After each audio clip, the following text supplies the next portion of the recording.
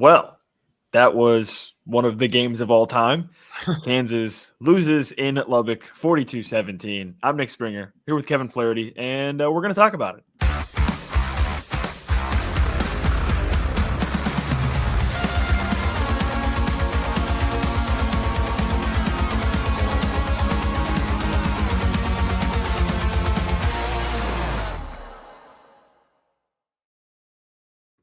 This is the Paid Podcast, a live edition of the show tonight. I'm Nick Springer, alongside Kevin Flaherty. We're brought to you by Emprise Bank, your partner in all things possible, member FDIC. Kansas loses to Texas Tech 42-17.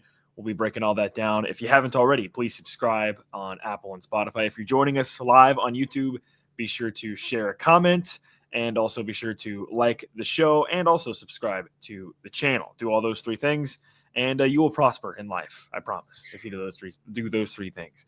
So thanks so much for joining us tonight and for tuning in with us tonight. My cat is making some noise in the background, so hopefully nobody hears that. But nonetheless, we are live here tonight after a Kansas loss that I think in some ways doesn't feel that bad, but in other ways is kind of frustrating. And in the end, I don't really know where we land, so we'll talk about it. But Kansas loses 42-17. First and foremost, I would really just prefer KU find a way, Kevin, to not give away 2-possession deficits to start these road games.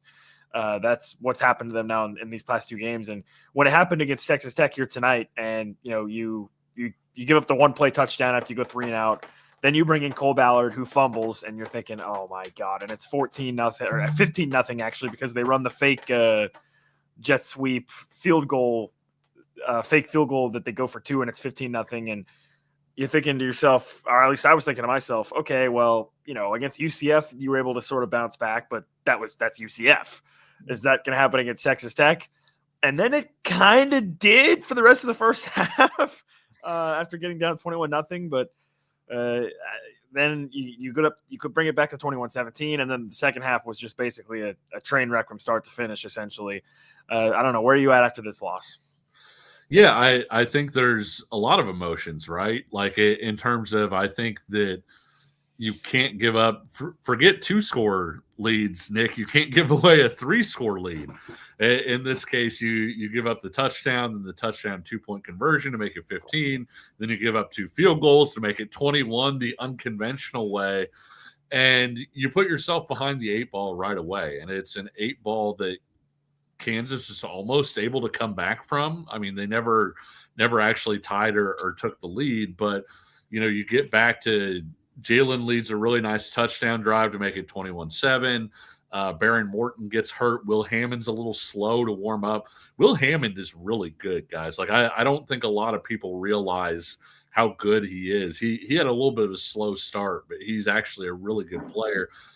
He is the number 1 rated quarterback on Pro Football Focus, Nick, in the entire country for any player who has at least 100 snaps this year. So Will Hammond is a really good player. It did take him a little while to get going. Kansas was able to build some momentum. You get the long field goal from Laith Marjan to send it into half at 21-17. And then you come out in the second half, you get a stop. It feels like the stars are aligning. And you get into third down and just get absolutely stuffed on an interior run, and you wind up punting it. And then the next time you get it back, I think, you get to a third down and you call like a slow developing little bootleg thing where Jaylen Daniels gets teed off on. And it just sort of became, when Kansas didn't ever tie or take the lead, it started to feel like when they didn't do that on the first 2 drives, Nick, and then Tech got that touchdown to make it 28-17, like, okay, this maybe isn't going to happen. And from there, the floodgates just kind of really opened. And that was the disappointing thing to me, is you battled back to make it 21-17. Okay, you showed resilience. You showed some fight. If Kansas would have lost the game but would have lost it by, say, 10 or something like that, I think I would have felt like, well, it wasn't awful, but to have Tech pull away the way that the Red Raiders did late was really disappointing to me. Yeah, I kind of use the boxing analogy, I think, here, where You were the underdog in the boxing match if you're Kansas, but you definitely had Texas Tech teetering, right? Like you definitely had them, teetering, and it's just you couldn't quite land that one extra punch that would have maybe knocked them down to really give you a chance to win, right? Which is what you're talking about with that stop you get when it's 21-17 out of half. You get the stop, and then you get the ball back. You have a 3rd and 1, and it's a run up the middle with LeSean Williams that goes nowhere. Which, by the way, funnily enough, later in the half, Kansas has another 3rd and 1 deeper in Texas Tech territory, and they try to run a play action, and Jaylen Daniels gets sacked for like a 10-yard loss. Yeah. Having to do like a little pooch punt basically instead. So I guess lose situation there for Kansas, but yeah, the Tech defense just completely took over in the second half. I mean, it was not even a contest really. The offensive line was air, and I think that's putting it generously, to be honest, in the second half. I'm just mainly glad Jaylen Daniels didn't get hurt. He got sacked officially 8 times tonight, but it felt like 20 with how many times he was. That part kind of felt like Jaylen's freshman year, right? I mean, when he was just going out and getting assassinated every game. And in this one, I think, Nick, we talked this week on our preview show. Everybody talks about the roster that Texas Tech bought, I should say. Texas Tech came into that portal with one of the most experienced rosters in college football already before they went out and got those pieces. And the whole reason I say that is it wasn't like they just went out and bought a whole new roster. They filled in the holes where they had them. They added depth. And honestly, Nick, I thought that was a big part of that second half was they're rolling fresh guys through on the defensive line. And I really thought that depth just absolutely wore KU down and the defense wore down. They just did not have the program depth that Texas Tech had. Yeah, the offensive line had to resort to holding, and even then that wasn't really working that much. It felt like late in the game, there was a play where Amir Herring had the most obvious hold of all time, and they threw the flag, and then the official comes on and he's like, actually, there's no holding. And it's like, is this just a pity? Like, we're picking up the holding penalty because we feel bad? I don't know. It was crazy. But yeah, I mean, you saw obviously what Tech's defense is and how much of a strength that can be when you've got David Bailey and Romello Height coming off the edge against Kansas, and Calvin Clements had a really tough game. Enrique Cruz had a really tough tackle that went off on a cart was one of the best defensive tackles in the Big 12 this year. The issue is they've got 3 other guys just like him. Yeah, that's a major difference when you can roll through guys like that. And that was always the worry, I think, heading into this game is that could Kansas basically hold up into the 3rd and 4th quarter? And the answer was a resounding no, especially in the trenches. Yeah. And this was another game also where Kansas couldn't run the ball at all for the entirety of the game. It was nice to see Daniel Highshaw, actually. Lance Leipold was – we talked about it on Wednesday before ahead of time, but Lance Leipold's comments kind of made it seem like Daniel Highshaw wasn't going to be able to play, and then all of a sudden he just pops up and is playing. And had a couple of decent runs, but overall, again, the run game was non-existent. Even if you take away all the negative rushing yards from Jaylen Daniels being sacked so much, you're still talking about Kansas having not less than 80 yards rushing basically on the night. It was not there the entire game, and when that happens, it's just a repeat of what we saw against Missouri, which is the game is on the shoulders of Jaylen Daniels at that point, and so it is what it is. And then you've got obviously the crazy pass rush that Texas Tech had. Brennan here earlier in the comments, Kevin asked, is Texas Tech a glimpse of where we can be with $300 million donation, or when we lost Brent a sort of trajectory?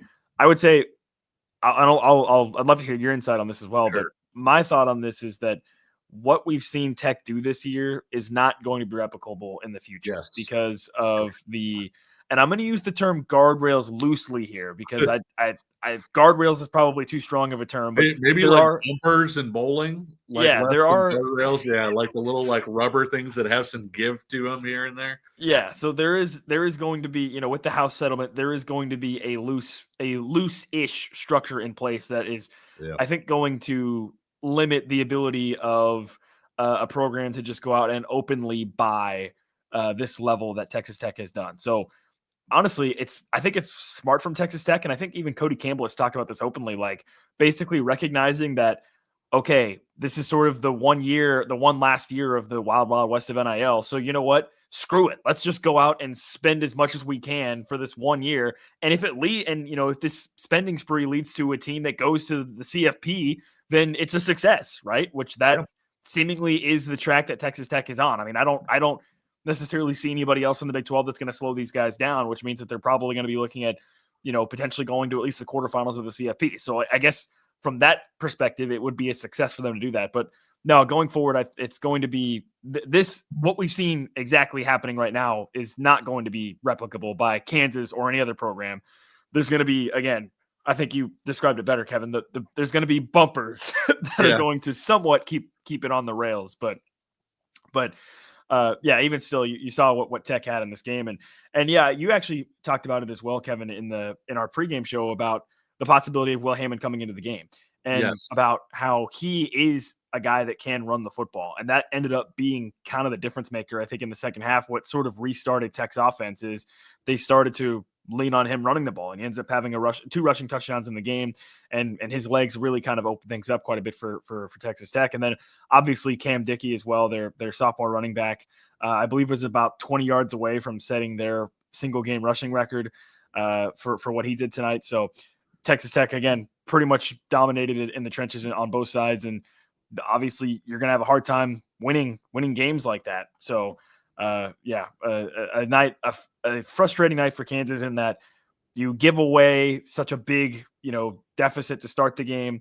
Then you kind of rally back. And then again, when it feels like you're right on the precipice of maybe really putting pressure on Texas Tech, taking the lead in the third quarter, you can't do it. Texas Tech sort of refines themselves. And the next thing you know, it's 42-17 and you're getting Jaylen Daniels out of the game in the fourth quarter just so he doesn't get hurt, basically, on that last drive. So, disappointing loss for Kansas, one that wasn't totally unexpected.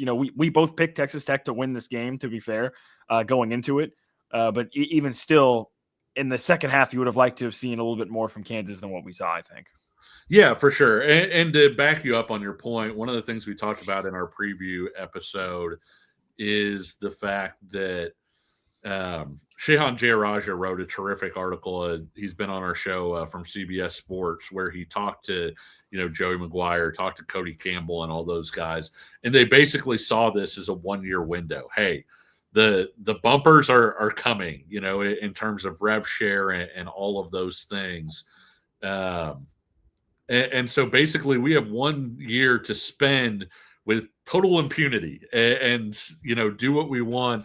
And they aligned their roster to it too, Nick. And I'm not just talking about their players.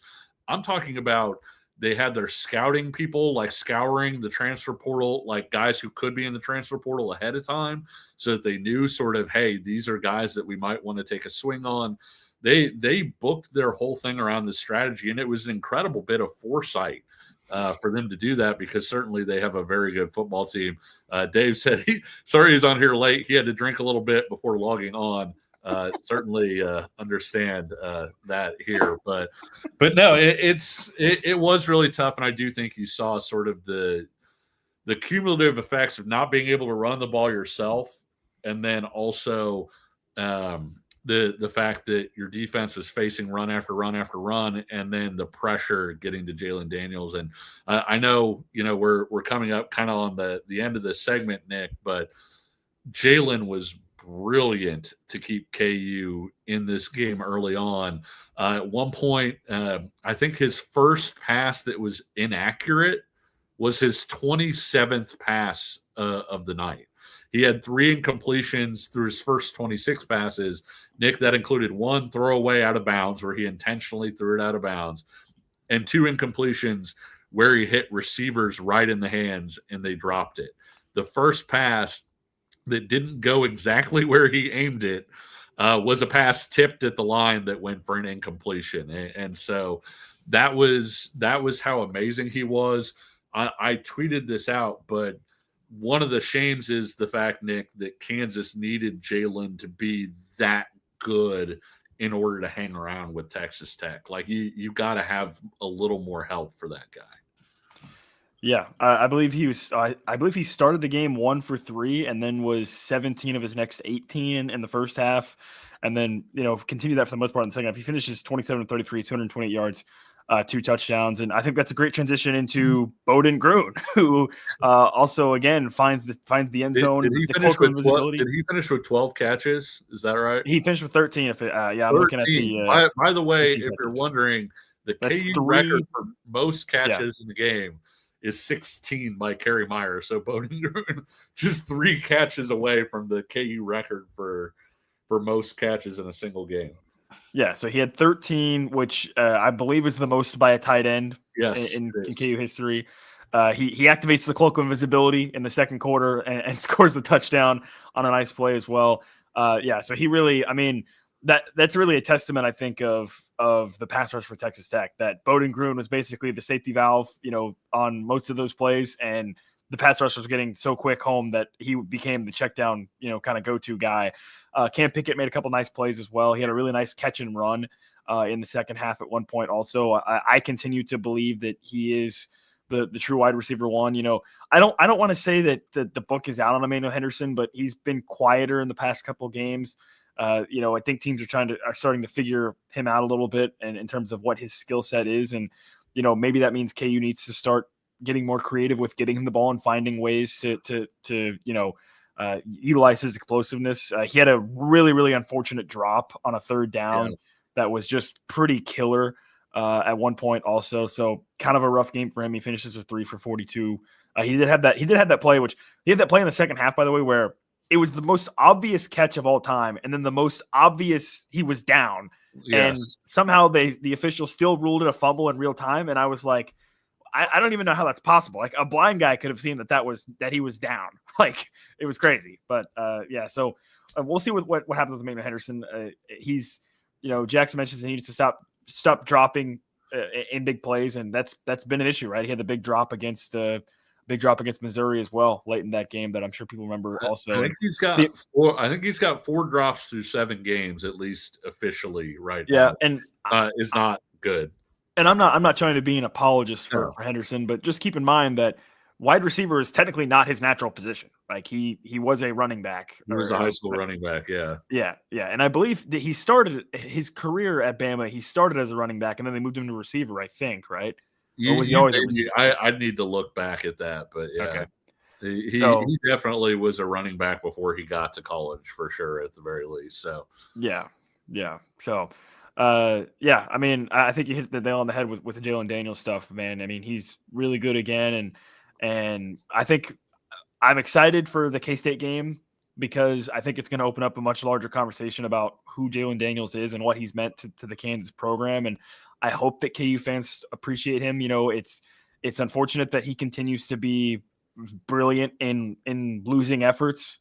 And I hope that changes against K-State. I would love nothing more than for Jaylen Daniels to go out and ball out and win against Kansas State, because I think that would do wonders for sort of his perception and his legacy at Kansas. But yeah, this was another game where it felt like he was doing everything he could, right? I mean, making throws, running for his life. There was only one play where I thought he really messed up. It was on a scramble, and he ends up fumbling the ball and loses about 20 yards. Yeah, he had the ball kind of out. Yeah, and he technically escaped, but dropped the ball in the process. And that was the only play where I was like, just throw it away, and then ends up losing big. But yeah, I'm excited because I've been kind of, just to give you guys a little bit of a teaser, and you, Kevin, I've been kind of percolating this Jaylen Daniels legacy discussion in my mind, and I'm ready to probably start to talk about a little bit more with the K-State game, because I think it's going to kind of really become extremely relevant with the K-State game. So that's kind of a little bit of a teaser for maybe some future shows previewing K-State coming up in 2 weeks. But as it pertains to this game, again, it was another game where the stat sheet is not going to do it justice on what he did to keep KU in the game and to keep them going. And it's kind of a hard conversation to have, Kevin, because on one hand, it's, hey, Kansas was incredible. They showed great perseverance, right? You go down 21-0 to a top 10 team on the road, and you fight back to where you have the ball in the third quarter down 4 with a chance to go take the lead. And it's like, okay, you have to acknowledge the incredible team perseverance that you need to do that. But then on the flip side, you look at the rest of the game, and Kansas just kind of unfortunately rolled over for the most part, late into the third and through the fourth quarter. So I don't know. It's kind of a interesting dichotomy there where I think you have to acknowledge the fortitude to fight back, but then you look at the rest of the game and, the fight was not there anymore.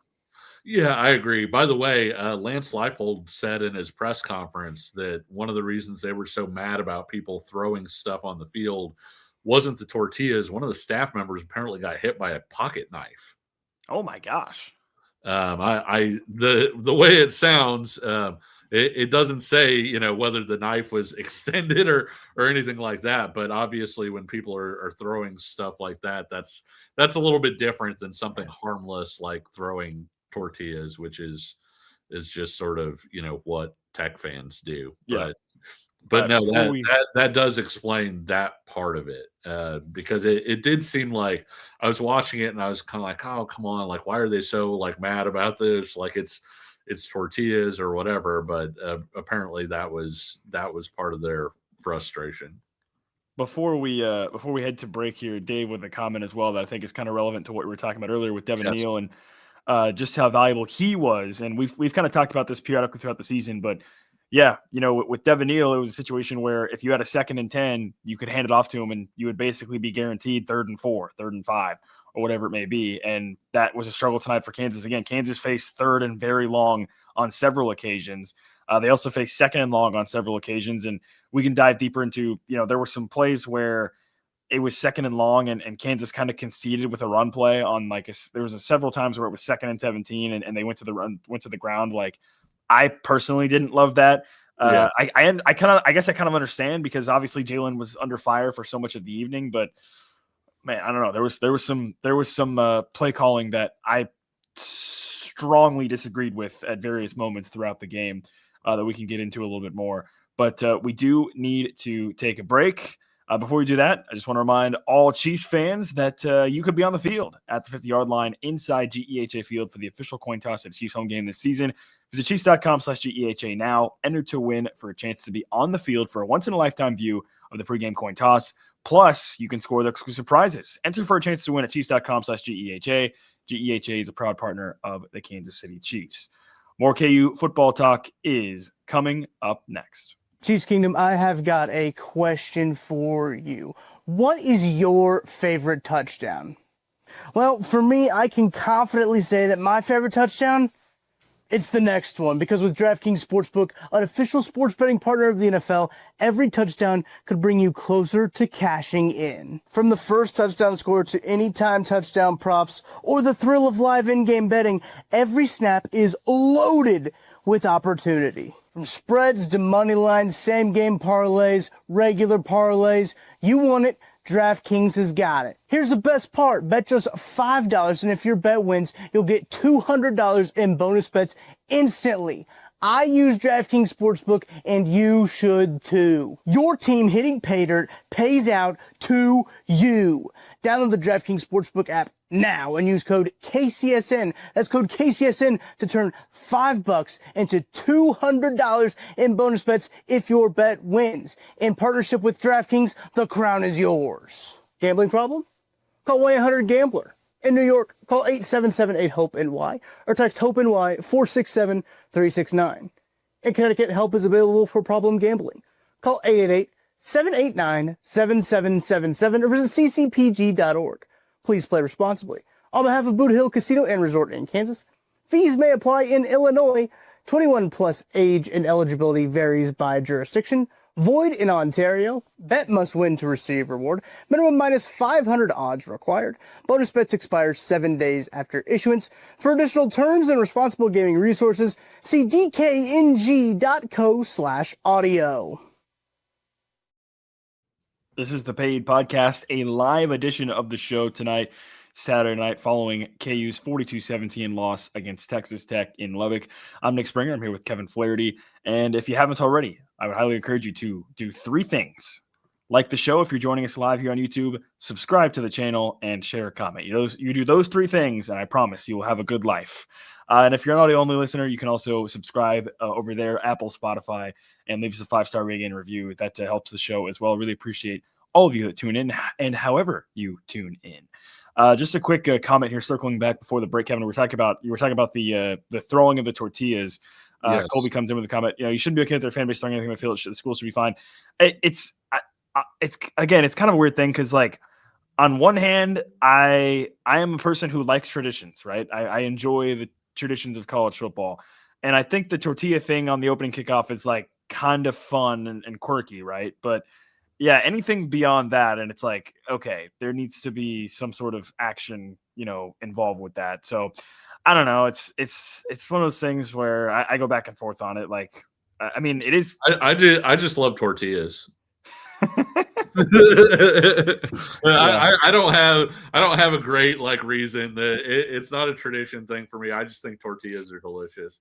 I'd have like a buffet set up like on the opposing sideline that has different fillings, like beef or whatever else. And when they threw tortillas, I'd tell everybody just go fill up with some steak or whatever.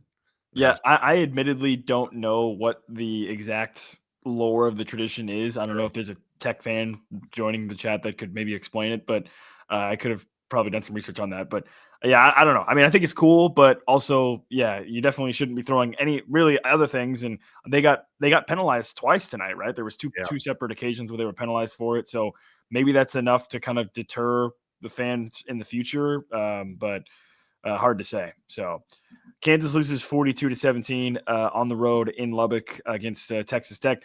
We mentioned it briefly, but Laith Marjan, how about that 55-yard field goal to end the half? That was pretty sick. He barely knocked that through, which is, I mean, it's funny because I do think that's right at like the very edge of his range. When we talked to him, he said he'd hit 57 at practice, but he said Leipold had not allowed him to attempt 58. So it's probably pretty close. But I do think it's interesting. Somebody talked about, it might have been Al, mentioned basically next year we're going to see how much Jaylen Daniels means to this program. And that could very well be true. I do think the talent level in the program is starting to get better. I know that's been another discussion point kind of in the chat tonight. I think the class a couple classes ago, when you look at some of those young guys that are starting to break in a little bit, John Kamara is a really talented guy. Bringing in a guy like Leroy Harris through the transfer portal, a really talented guy. Dak Brinkley was a member of that same class. And I think when you look at this 2026 class in particular, and guys like J.J. Dunnigan, Hunter Higgins, Josh Galbraith, Caden Snyder, all the guys in that class, we had Greg Powers from Dave Campbell's Texas Football on Verbal Commitment, and he said he thinks Joseph Credit, the linebacker, is going to be a future all-conference guy. And so I think they're building that up sort of from the bottom up, and you're going to continue to see them sort of fill holes within the transfer portal. But I do think that sort of the baseline level, talent level of the program was maybe about here outside of the portal a few years ago, and I think it's starting to get up closer to here. It's just a lot of those guys are young and or are entering the program here soon. Yeah, I would agree with that. I think you're spot on with kind of where the status of this program is, and I think there's a lot of KU fans frustrated, and in some ways rightfully so, with the fact that 2 years ago you win 9 games, right? You win a bowl game. Last year, you obviously have the sort of the real disastrous start to the season where you're 1-5 and you're able to salvage it a little bit. And you come into this year, it's Jaylen's last season. You feel like you've got a pretty solid team in a Big 12 that this year looks pretty open. Besides Tech, obviously, considering what we saw tonight. And you're sitting here, you're 4-3 when maybe you feel like you should be 5-2 with the win against Cincinnati. You had obviously the lead against Missouri late in the game as well in a rivalry game. So I don't know. It's kind of a weird spot to be in. Some people talk about Lance Leipold. The thing with Lance Leipold is I think Lance Leipold is who he is, and I've kind of said this in I think several different fashions over the course of the past year and a half or so. I think he is who he is. I think he's an excellent foundational culture program coach that can come in and establish that. And listen, that's exactly what Kansas needed. I mean, to me, there's no question looking back on it now that Lance Leipold was the perfect hire for KU, considering where the program was at the time that they hired him. because he checks all those boxes of foundation, culture, program building, all those things. But he is also a coach that is very set in his system, right? And we've seen that unfold in some of his, in-game decision making and in late game situations, and kind of how he chooses to coach. And does that put a cap on KU's ceiling in some situations? I think you could argue maybe yes, but I don't know that this KU program is quite to a level yet where you can look in the mirror and say, you know what, Lance Leipold's not doing enough. I don't think that conversation can be had yet. And I think we also need to be realistic about the fact that, you're in the middle of building a new stadium.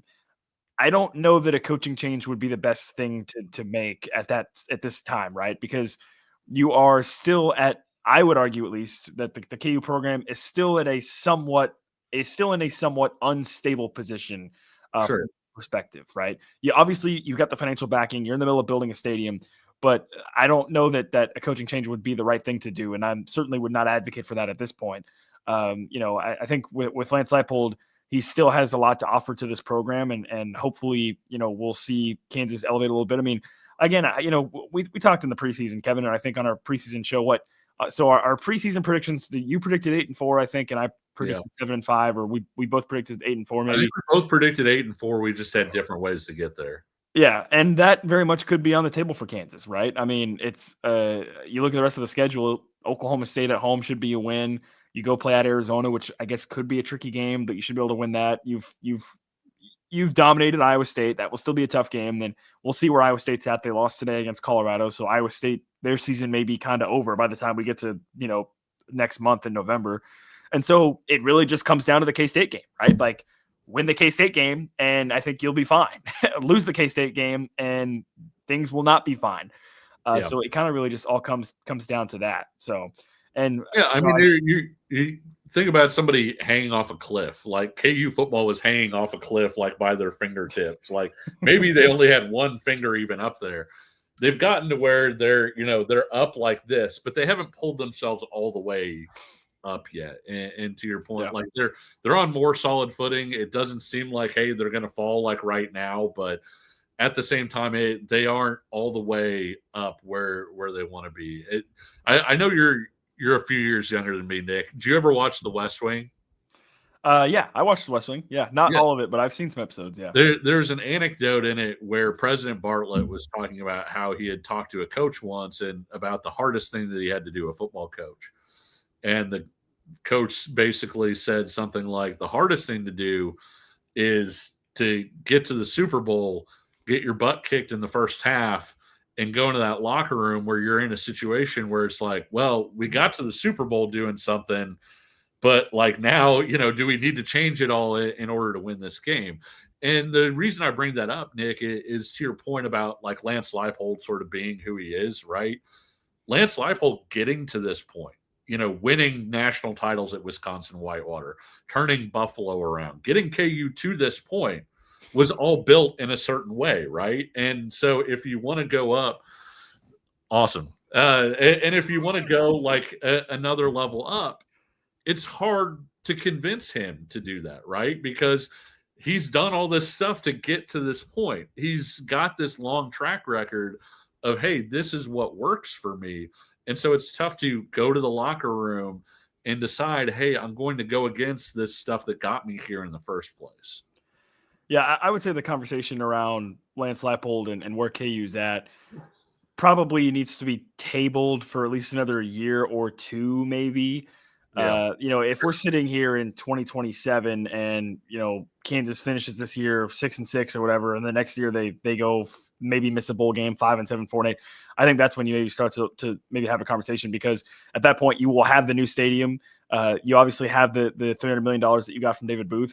And I mean, obviously I'm biased because of the fact that I'm in support of Kansas, but I would think, Kevin, that if it's 2027 and you have a coaching opening at KU potentially via Lance Leipold either leaving or however that, let's say you're going into a coaching search if you're KU in 2027, I would think that, outside of, your up higher class Big Ten SEC schools, Kansas would have to be a really, really attractive job because of those what I just outlined, right? You'd have a brand new stadium, you'd have all the support, you'd have the money. Like, I don't know, I'm just spitballing here. Obviously, that's way in the future, certainly. And I think D Jones comes in right here. Just wish he was more aggressive, and that kind of goes back to what you were describing, which is sure. His philosophy and his system has gotten him to this point. So when you have somebody like that who has done those things, it's hard to then sit there and tell him, hey, you know what? Do the opposite of what you've been doing, right? Or do try something new when your system has worked to get you to this point. So I don't know. It's an interesting conversation. Again, one that I don't think should be had at this point. I mean, again, to me, this season for Kansas, still your main goals are right in front of you, which is beat K-State and end the streak, and get to 7 or 8 wins and go win another bowl game. I think there was a little bit of putting the cart before the horse with Kansas, with what they did in 2023 with Jason Bean winning those 9 games, and that people maybe, I think, expected that trajectory to just continue, but progress is not linear, right? Progress is not, It's not a linear trajectory. And so that's where I think you see some of that frustration start to seep in, because let's be frank. I mean, the bowl win in the Guaranteed Rate Bowl was great, but that was your first bowl win in what, 17 years, 16 years, so if for 16 years you didn't have one bowl win, you win one, that's great. But now you need to probably start to stack on that a little bit more. And obviously I dreamed big this year, right? We both dreamed huge last year, picking Kansas to win double-digit games last year. And even this year, I still, heading into tonight, was dreaming of a scenario where Kansas could fight to make the Big 12 title game. And even after this performance tonight, I am still dreaming about that potential, because it's still a possibility, truthfully. And so, but yeah, I mean, bottom line is you basically, there's, I know somebody said it in the chat, and I'm going to say it tonight, and I will say it many times between now and October 25th. There is no other acceptable outcome than to beat K-State, period. Full stop. It has to happen this year. It just has to. And if it doesn't, I don't know what the hell I'm going to do, because I don't know. I don't know. I have no idea. Yeah, for sure. Jesse makes a good point about just played a college football playoff team. Look, by every available metric heading into this game, Texas Tech wasn't a top 10 football team in the country. Texas Tech was a top 5 football team in the country. And so you did just play a really good team. And to that point, Kansas has 3 losses this year that have a combined 2 losses on the entire season. And one of those came today when Missouri lost to Alabama. So it's not like Kansas is out here losing to bad teams. Kansas should have beaten Cincinnati, I think.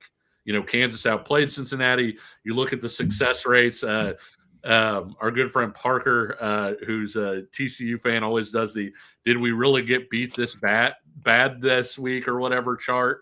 And on his chart, even though KU lost the game, KU was above Cincinnati, indicating KU should have won that game.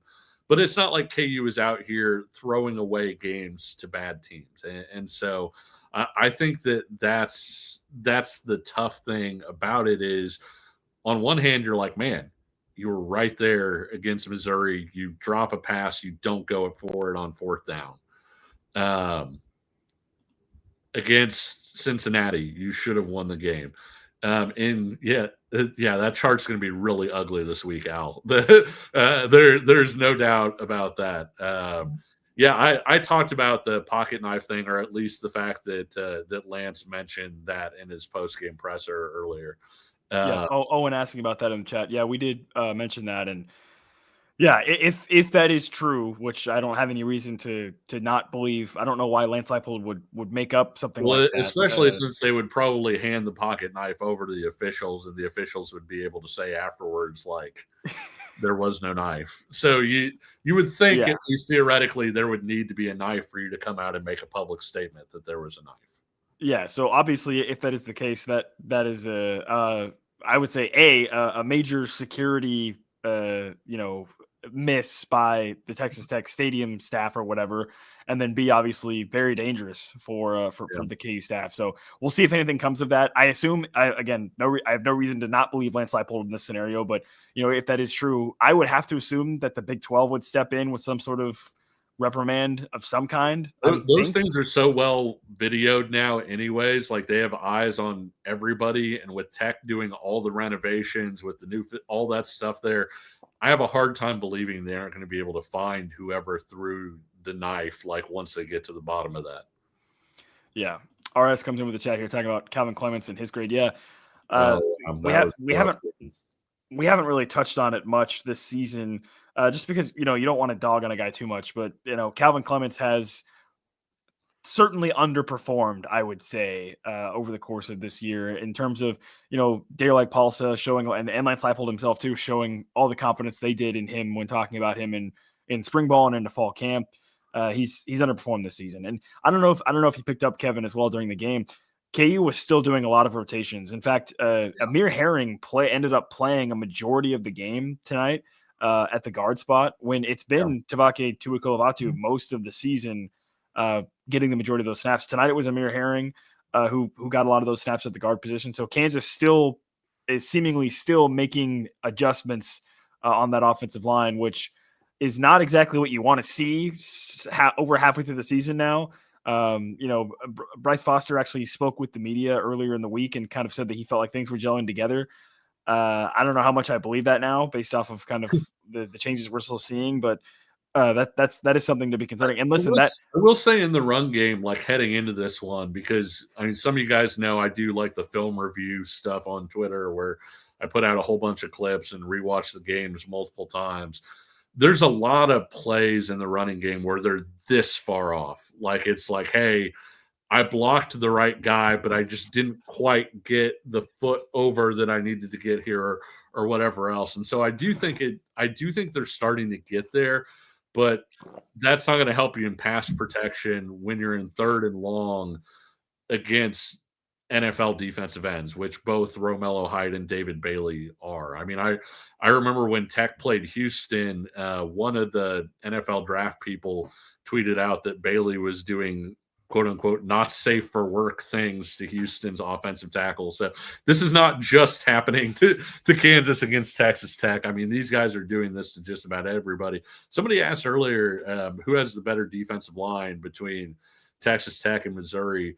Texas Tech, I think, has a better Tech has a better front seven if you include the linebackers for sure, because Jacob Rodriguez may be the best linebacker in the country right now. He's certainly in that discussion.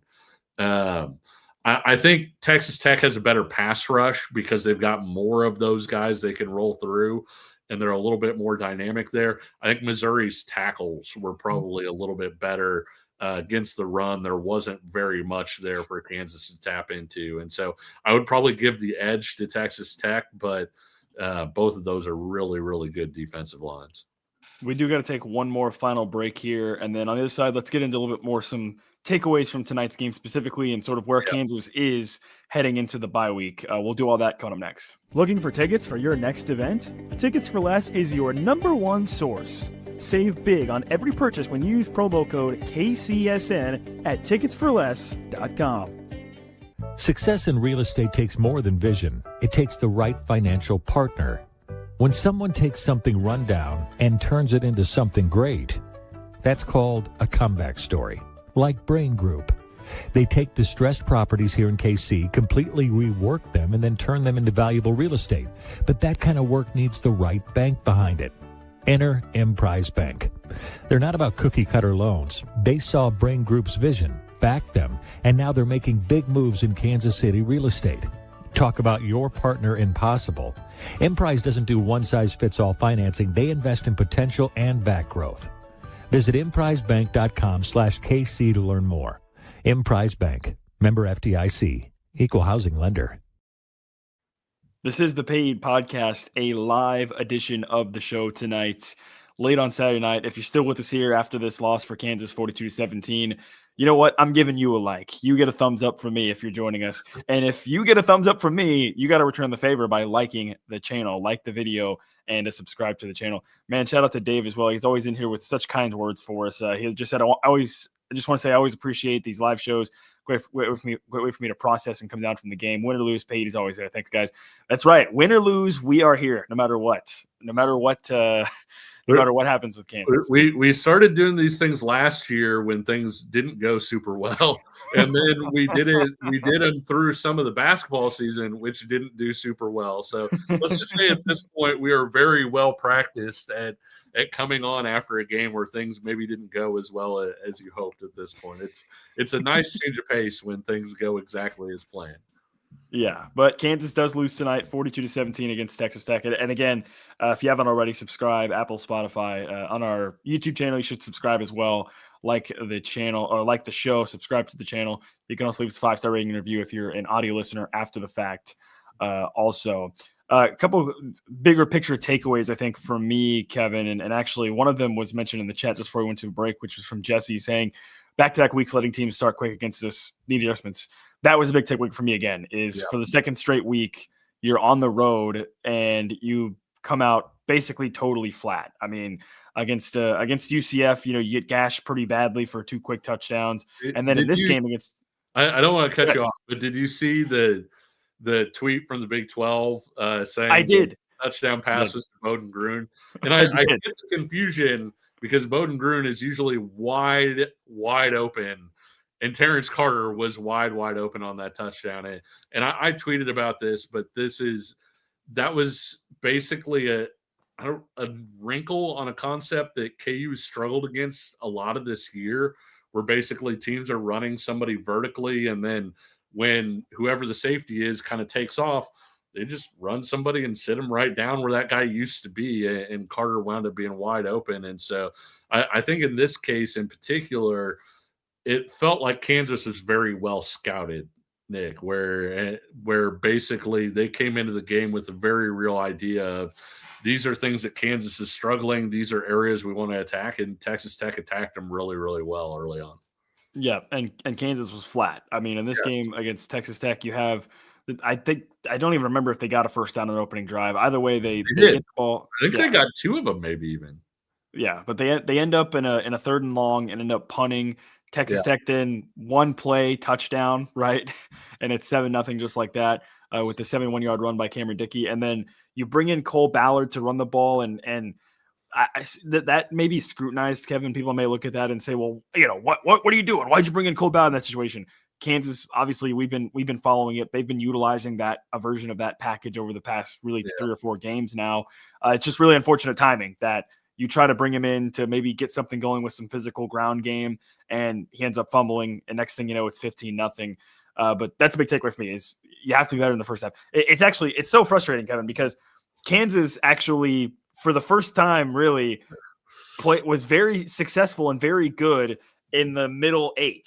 Basically. Yes. I mean, they didn't end up scoring in the 3rd quarter, but you get the stop to start the 3rd quarter. But you get the ball and you end up coming back, and you get the late field goal. You have the touchdown as well towards the end of the 2nd quarter. So they were good in that area, but they struggled then in the area that at the start of the game, and obviously at the end of the game as well. So you got to find a way to start not slow, basically, is the best way to put it.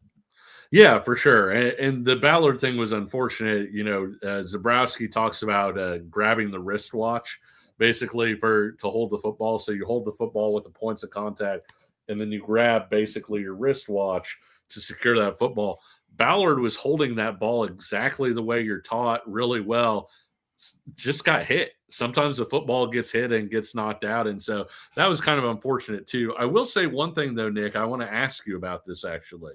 Okay. So Kansas is stealing some carries in sort of unconventional ways right now, right? Let's say they're getting 3 or 4 carries a game where they put in the backup quarterback and run him. So those carries don't go on one of their running backs. They don't go on Jaylen Daniels. I understand the theory. Right now, those feel a little bit split between Cole Ballard and Zeke Marshall. I'm not entirely sure, and this isn't a rip on Cole Marshall or on Cole Ballard, but I think that I would rather see all 3 of those or all 4 of those go to Zeke as opposed to going to Cole Ballard. Even fumble aside, like I think that he gives you more in sort of that area in terms of maybe being able to break something open. Yeah, and look, we haven't seen any other concept off of those schemes, right? If it's been Zeke or if it's been Cole, it has been straight quarterback run every time. I think I like to think that there is the capability to mix in a wrinkle of a pass of some kind, but we haven't seen it yet. And I'll also just add on to that with this, and that I actually don't even really fully want to see either of those backup quarterbacks run the ball. The only reason I was okay with it, or I thought it was fine that they were using it over the past couple of weeks, is when Daniel Highshaw was out. Yeah. If Daniel Highshaw is healthy and you have LeSean Williams, then I don't think you should have to worry about trying to generate more on the ground with a Cole Ballard or Zeke Marshall. I think you should be able to utilize those two guys. And then Jaylen Daniels is your third option. And then what I would actually like to see, especially based off of kind of how things have played out the past couple of games, is I would like to see more of Emmanuel Henderson getting the ball in running situations.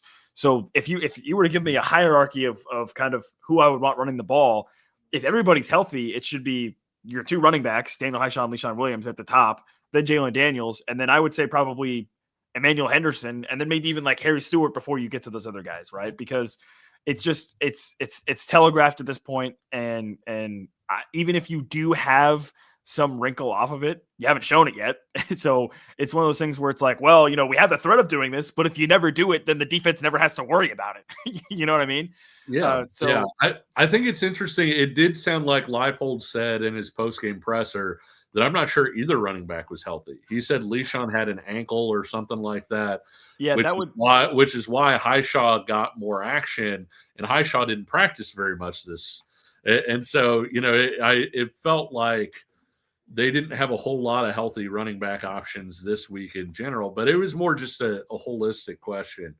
Yeah, I was going to mention the quarterback battle for next year. I know Al's talking about it. Too many people are sleeping on David McComb in this quarterback battle. I'll say that much. I know a guy who's not sleeping. I get the excitement with Zeke. I really do. McComb is a really good thrower who also happens to be an excellent athlete. And so I think he's also somebody that is maybe not as raw as people think. And so I would fully expect that to be a three-way quarterback battle this offseason. And guys, don't be surprised if that thing goes into fall camp and maybe is something that we're even watching the first few games. Yeah. And Jackson brings up the comment here that, and look, I mean, you can't argue with results. I mean, Zeke Marshall, when he has got a chance to run, he has produced. I mean, he almost broke a touchdown in the Cincy game, I think it was, on a nice run. So yeah, you also can't argue with production, right? So if you're bringing in Zeke Marshall to strictly run the ball, and everybody knows Zeke Marshall's going to run the ball, and it still works, then I guess, you know what, screw it, keep doing it. Then I don't know, but yeah, I'm okay. Just to sort of circle back on that. And I think, as you mentioned, with it was apparent to me over the course of the game that something must have been up with LeSean Williams, because he finished the game with I think 5 touches. He had 5 carries for 6 yards and was really a non-factor for most of the game. So would make sense that he potentially was dealing with something. And again, if that's the case, if one or both of Highshaw and Williams are not fully healthy, then I am okay with utilizing that, because at that point, if you want to go back to the Nick official hierarchy chart of rushing options, if your top 2 running backs, Daniel Highshaw and LeSean Williams, are both hurt, then your next option in my hierarchy is Jaylen Daniels. But I don't want Jaylen Daniels, getting absolutely pummeled all the time. So that is where I would say, okay, yes, fine. Bring in Zeke Marshall and Cole Ballard for some extra additional runs here and there, because as Jackson pointed out in the chat, they have been effective. Like you can't argue with some of the results that they've had. Can I ask you a question, Nick? Go ahead. Did you think this offense would look different this year? And what I mean by that is I thought there would be a lot more option this year. I thought with Lubick coming back, with his background, with the option with KU previously, with the QB run game stuff that he had done at Nevada, I thought that this offense would look a lot more option-y-ish, like more Kotelnicki-ish than maybe the drop back stuff that we've seen a ton of this year. I would say I was hopeful that KU would use the option more. Yeah, I wouldn't say that I was expecting it. I'm pretty outwardly, I think, if for people that have listened to the show regularly, I think you and I have both probably called for it or asked to see more of it pretty consistently because of the skill set that Jaylen Daniels has. But I guess sitting here 7 games into the season, I can't say that I am disappointed with what that offense has been. I mean, you look at KU's 3 losses, and it's not because of the offense. I mean, I guess tonight you could point to the offense, but tonight was to me a little bit of a special scenario because of what Texas Tech's defense was doing. But you can't blame the offense for the Missouri game. You can't blame them for the Cincinnati game. And, against UCF, did the offense get very conservative and turtle up towards the end? Yes, but you still won the game. So I 7 games into the season, I would be happy with what the offense has done.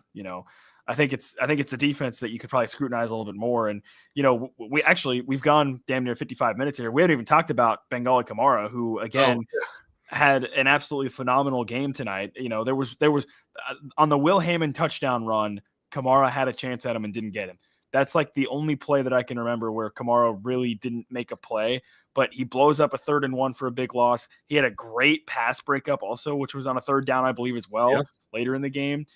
Him and Lyric Rawls were both really good tonight. I know if you were watching on the TV broadcast, which many of you, I'm sure what you were, like I was, and like you were too, Kevin, Robert Griffin III was on the call, and he's a bit goofy. Let's be honest. He's a bit goofy, but I thought he did a great job of highlighting Lyric Rawls as well, who I thought also, for the most part, had a really, really strong game. So, the defense has had some really bright individual performances.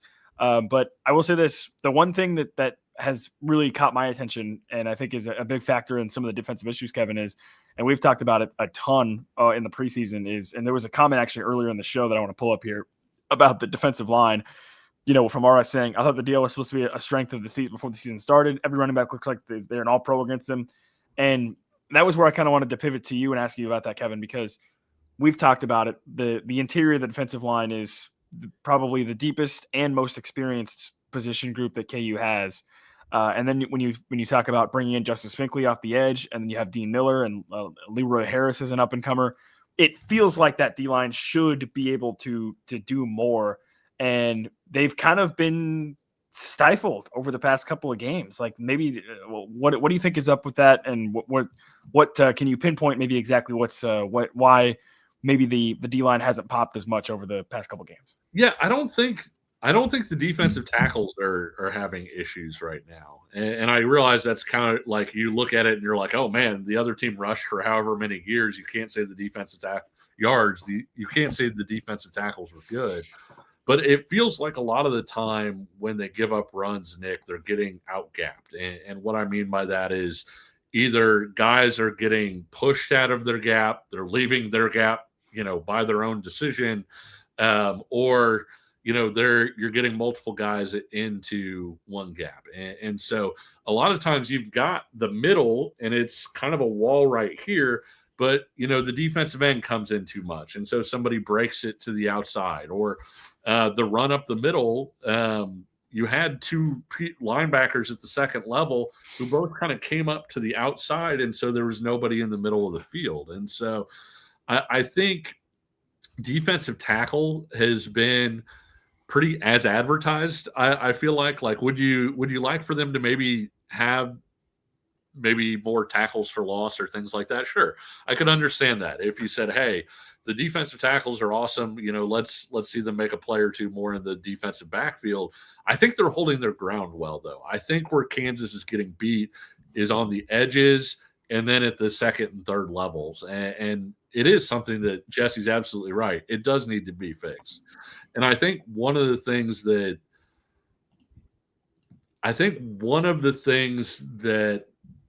I really harp in on when I watch it and I see the mistakes and all of these things is you watch certain players play really well. You watch certain players make plays and you're thinking there's too much athleticism and too much talent for these results. And especially when you start to think, Nick, about how good Houston's defense was a year ago with Shield Wood with a decimated roster. And what he was able to do. By the way, if you like Texas Tech's defense tonight, that's Shield Wood. Texas Tech hired him from Houston in the offseason. You think about Iowa State, doesn't usually sit near the top of the Big 12 in terms of talent, in terms of the guys that they're getting.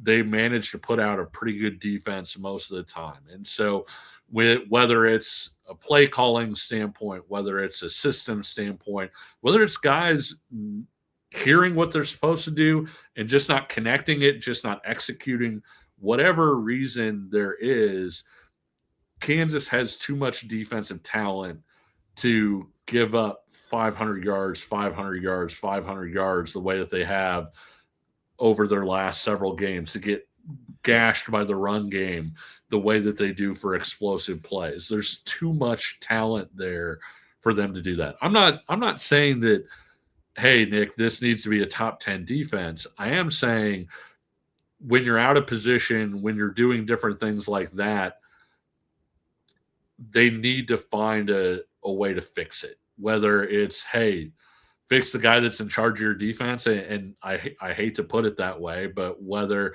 that's either putting somebody else there or, talking to him about making changes to the scheme, or it's something where you just drill down and say, look, our guys can't execute the things we're asking them to do. Let's simplify it. Just make sure this guy goes this way like he's supposed to go. I don't know what the answer is, but you have a bye week coming up. I think that's a hard discussion that you really need to be having. Yeah, Dave in the chat asks, so what is the answer? Well, I think if the solution was simple, or if the answer was obvious or simple, then I think that you would know it. But I personally am not ready to just crucify DK McDonald. He's 7 games into his first season as a defensive coordinator. Dave asks, is DK out of his depth? I don't know. I mean, I wouldn't think so. He's a very composed guy. When we talk to him, he's a guy that has experience at the NFL level. So I would trust in him, being able to manage that. But yeah, to me, that's where I think you look and say there's been some concerns, and what you were talking about with the interior of the defensive line. I would just add this, and I'm going to trust your expertise on this, Kevin, because you're a much smarter person than I am in this realm. But I guess for me, I don't feel like we've seen as many, real pop plays from those guys on the interior that maybe we were seeing in the first 3 to 4 games of the season. I mean, I think, just off the top of my head, I could think of, 4 or 5 plays almost per game where I thought, wow, that was a really nice play by Blake Harrell, really nice play by Tommy Dunn, really nice play by DJ Withers. I don't feel like I can do that over what we've seen from KU's defense over the past 3 games. And that's not to say that I don't think they've been performing, at the same level. It just doesn't really feel like there's been as many more, pow, boom, big time pop plays like this. I think you saw them from the defensive front in the second half against UCF. I think the whole defense played. I mean, Bengali Kamara came in and obviously got so many of the headlines because it was like, hey, this guy is back, and instantly the defense is better. But you did have some good plays there from Tommy Dunn. I think DJ Withers had a play or two. Blake Harrell has been a guy that's been, doing better as well and starting to play better. So I did think there were some pop plays there, but that's also the reason, like when somebody asks, hey, is DK out of his depth? Do you need to change the scheme? Is it DK? Is it the scheme when you have a first half like you do against UCF, but then in the second half, your defense is lights out? Like, it's not like he became a better defensive coordinator at halftime, right? And so I do think that it's something. I thought you put it well, Nick, where I'm not sure there is something, at least for us mere mortals out here, where we can point to it and say, well, that's the obvious answer. Like, just change that and the defense will be there, because they are having positive moments and they are having moments where they look, like they're supposed to. It's just that then they also have moments where they're not where they're supposed to be.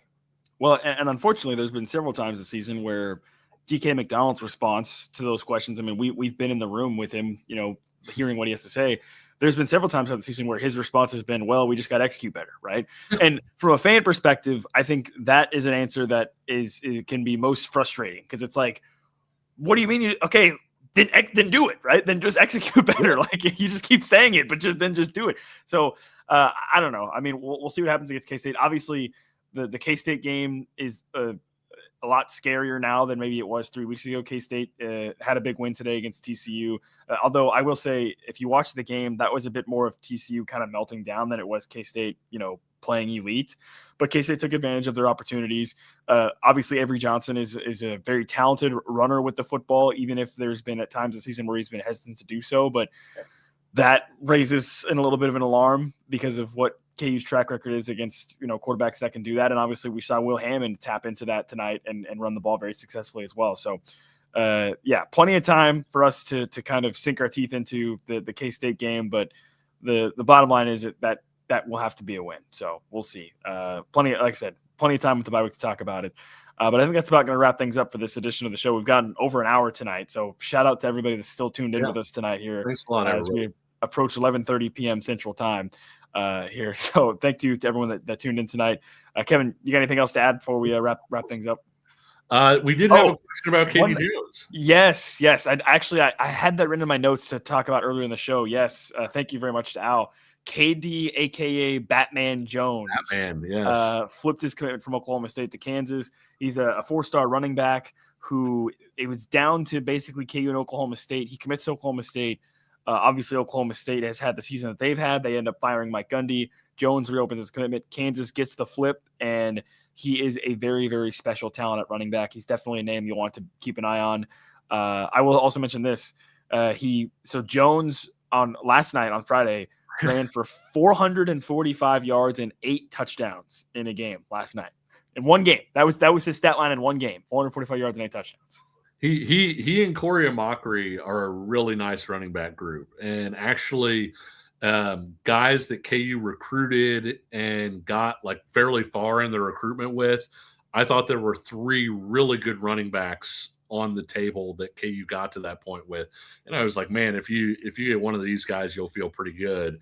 One was Katie Jones, one was Corey Amakri, and one was DeZeph Walker from here in Kansas City, who actually picked Oklahoma. So Kansas got 2 of those 3, and those guys are really good running backs, really good pass catchers out of the backfield too. So if you like what Kansas has done with wheel routes and stuff like that this year, Corey Amakri actually lines up at wide receiver every now and then and runs actual routes. So that's fun. And then Katie Jones is a really explosive guy out of the backfield. And so it'll be fun to see those guys in KU's backfield for the next few years, along with guys like Justin Thurman in this year's class. Yeah. I mean, look, if you run for 445 yards and 8 touchdowns in a game, you have my stamp of approval. I don't need to know anything else. I don't even need to see anything. I felt like you kind of shortchanged him because he actually had some receiving yards too. That was just the rushing stuff. So he actually put up more total yardage than the 445. So yeah, listen, like I said, I don't need to see anything else. I don't need to know anything else. You have my approval. That's all I need to know. But that's going to do it for this edition of the show, live edition tonight that went late, but really appreciate those of you that tuned in tonight. Once again, please like the channel, subscribe, or like the show, subscribe to the channel. And if you do those things, you will prosper in life.